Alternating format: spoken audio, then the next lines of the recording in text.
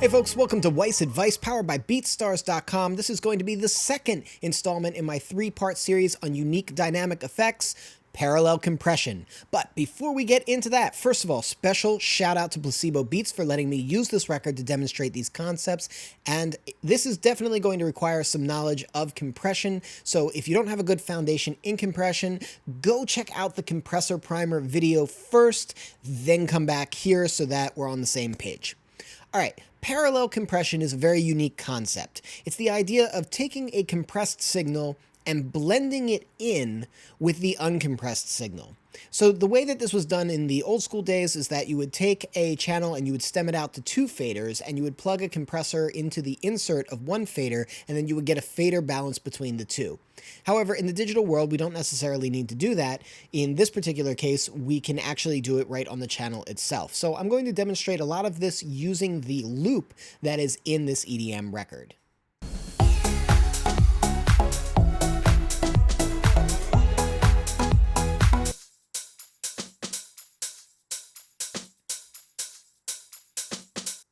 All right, there's my loop.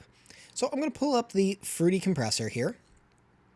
And this has a little fun thing right here. If we pop this little, I don't know what this is even supposed to be, I guess a cogwheel or something.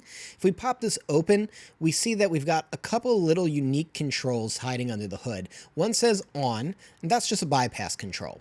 The other one says mix level, and it defaults all the way to the right with this entirely illuminated orange. But we can turn it to the left, and now there's no color to it at all. And what this means is that in the left mode, we have the completely uncompressed signal. In the right mode, we have the completely compressed signal. For traditional compression, we want it all the way to the right. Makes sense. But for parallel compression, we might want to find a place that's in between. Some proportion of the compressed signal and some proportion of the dry signal. So let's experiment and see how we can get a few things happening. The real fun of parallel compression is that you can be really over the top and go for some really crazy sounds, and then just blend it in subtly so that we don't have this bizarre distorted signal, we just have a little bit of the flavor that we got. So the first thing I'm going to try and do is just really mash this into one streamlined, endless sound. And I'm going to do that by turning the ratio up pretty high. I'm going to go into a medium knee. And I'm going to turn the release to 1 and the attack to 0, as fast as they can go, and I'm going to start turning the threshold down.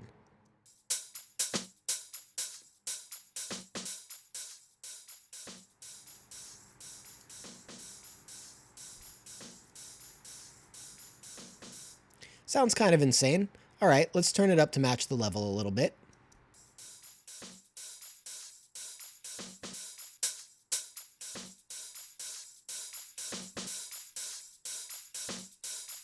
There we go. So this is without it. Here's with it.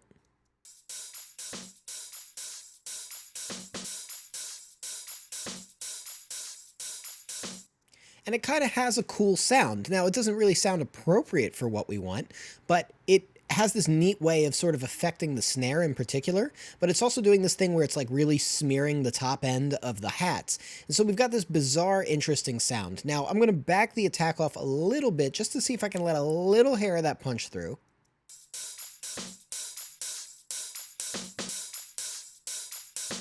And you can see how much just a little dab will do you, right? I slowed the attack down from 0 to 1.5 milliseconds, and it's a big difference. Here's at 0. Here's at basically 2 milliseconds.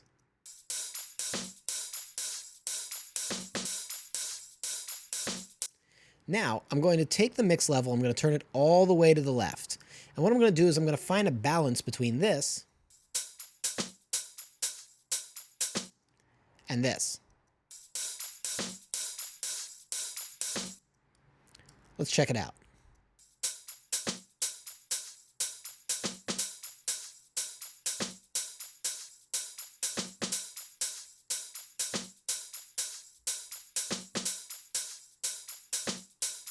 That's pretty darn cool. We've got a lot of sustain, we've got a lot of texture, we've got a lot of tone. Let's hear how that sounds in the context of the mix itself.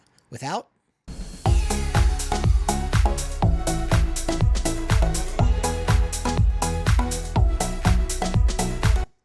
With.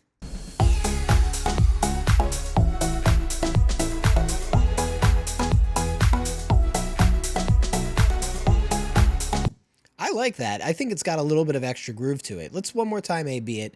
I'm going to bring it in and out as I play it in real time.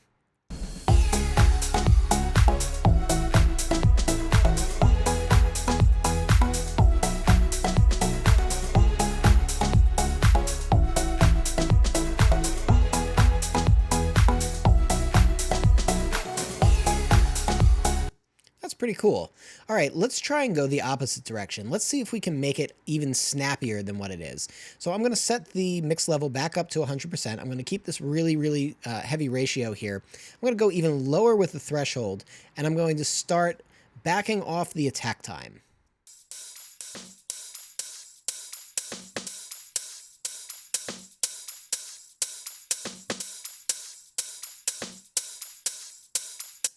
So now we have this like very attacky sound, right? It's very sharp. Here's where we started. And here's where we ended. Now I'm going to slow down the release a little bit so that we're really focused on just that initial exact snap.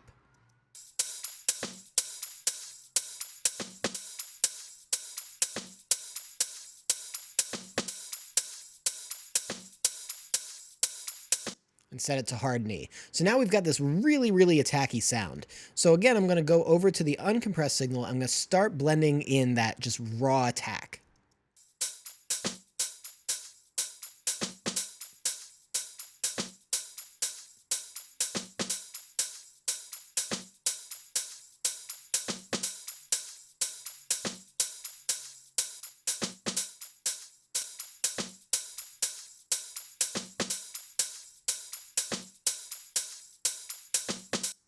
Cool.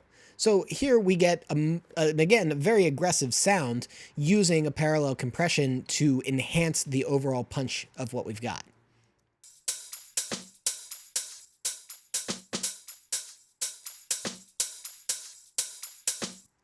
All right, let's hear that in the context of the mix, before and after.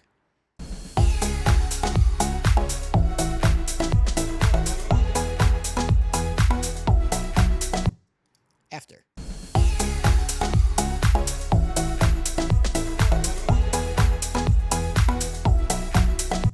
That's super punchy. I kind of like it in a certain way because it's got a ton of attack to it, but to be honest, I think that it makes the overall loop a little too overwhelming for the record as is, so I don't like that one as much, but I just wanted to demonstrate the idea of what one could do.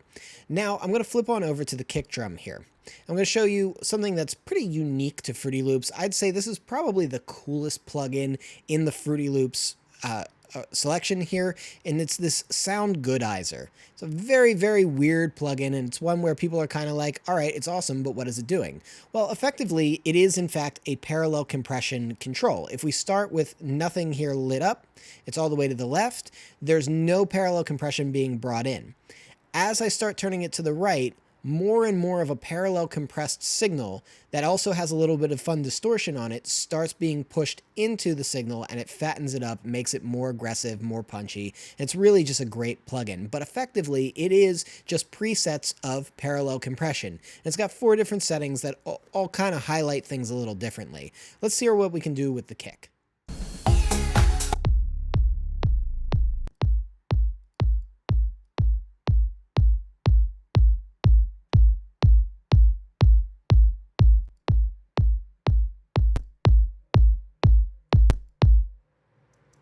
So we get a little bit of something different on each one. Let's listen to the A.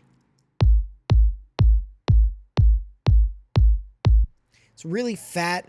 It's a little round. It's got a really good balanced sound. Let's check out B. B really accentuates the mid-range. It's got a good knock to it. It's got a good punchy attack. It kind of keeps the low end and the high end in place while bringing up the upper mids in a really neat way. Let's check out C. C is super aggressive. It's almost clipped sounding. It's got a lot of very hard attack to it. This is definitely something that'll cut through a mix.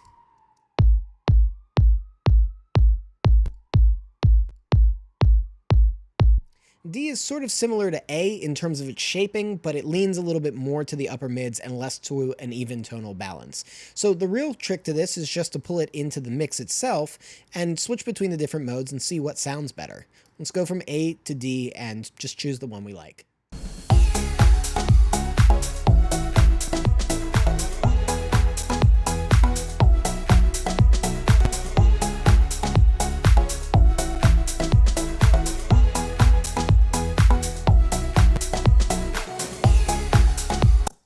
I like C and D for different reasons. I like C because it feels like a really hard style kick. It cuts through very dramatically. I like D because it feels like it's got a little bit more weight to the low end. So fine tuning it and really picking which one fits. Let's go back and forth a little bit and figure it out.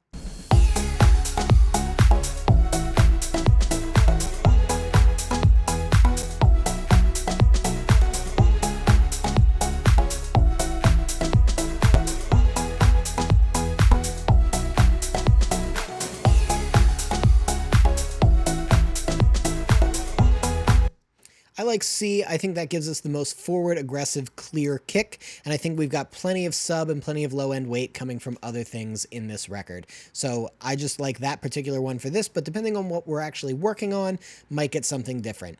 All right, I'm going to go over here to one of our leads.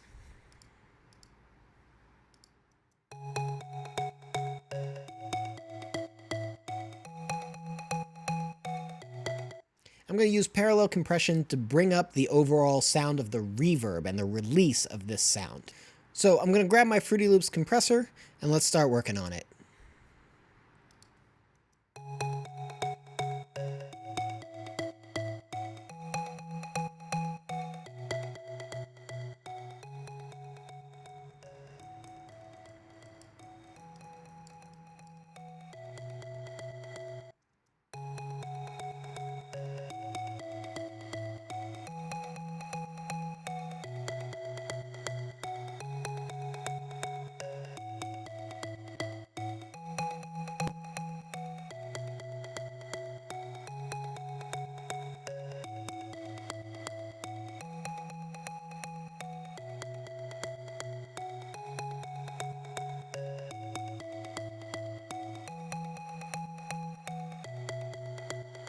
Cool. I like that for what I want to build into the signal. Now let's find a sweet spot for it.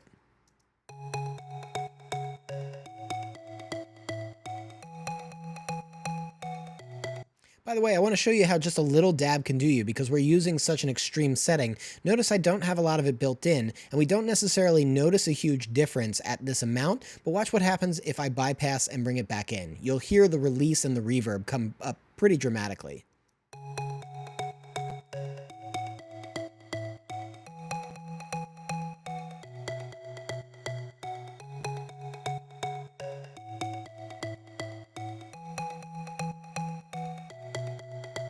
So even on subtle amounts, it can really have a pretty profound effect. Now, I definitely want something more pronounced for this particular sound.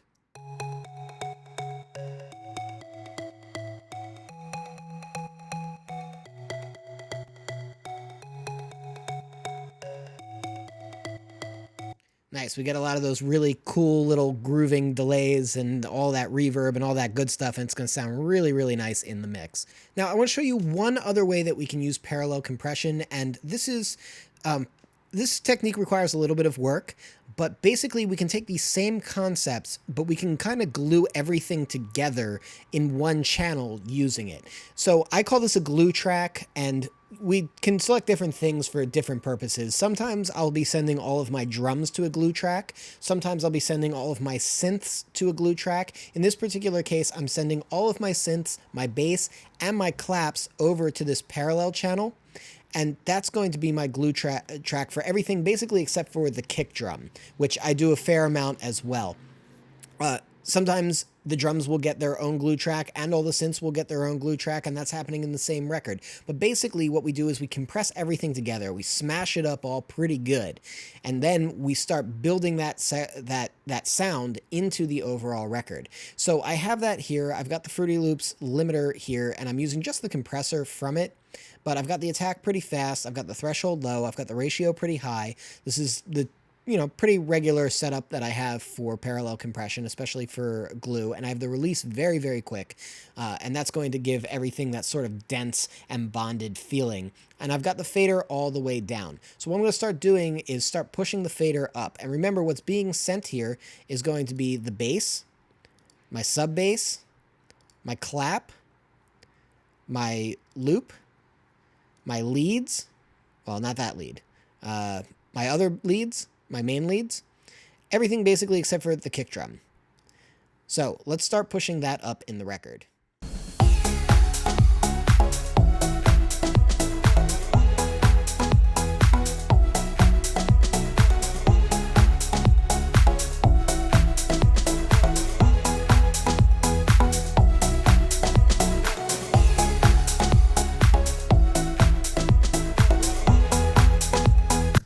So you almost don't even notice it as I'm pushing the fader up, but after I take it away, suddenly you notice that all of the instruments seem to recede. They feel less forward, they feel less dense. So here's without it.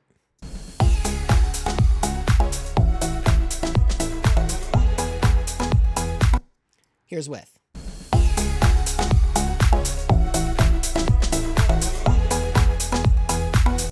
Now that's a little bit over the top. I don't think it needs quite that much. That's completely redoing our balances a little bit. So I'm going to back it off some to where we don't necessarily hear the compression effects, but we're going to feel it.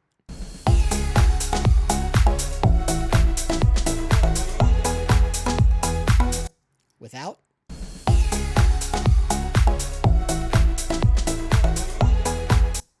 With.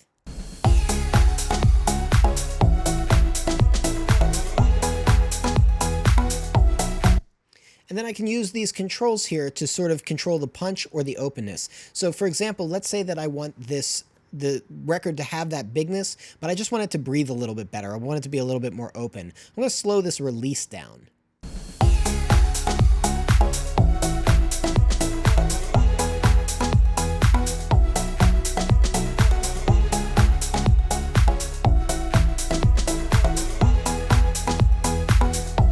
That sounds pretty great to me. It's got all of that bigness, all that size, but it's not so dense that the record doesn't breathe, that it doesn't have that room for the groove to kind of kick through. All right, guys, so the idea of parallel compression here is to use compression in an extreme way that we wouldn't normally do to a sound because it just distorts it and changes it too much. It takes away from what it actually is. But with that heavily, heavily compressed sound, we then blend just a little bit of it in. Like here, you can see how low the fader is compared to the rest of them. So we blend just a little bit of it in so that we get the effect of that without it overwhelming the sound or transforming it too much. And we sort of get to have our cake and eat it too.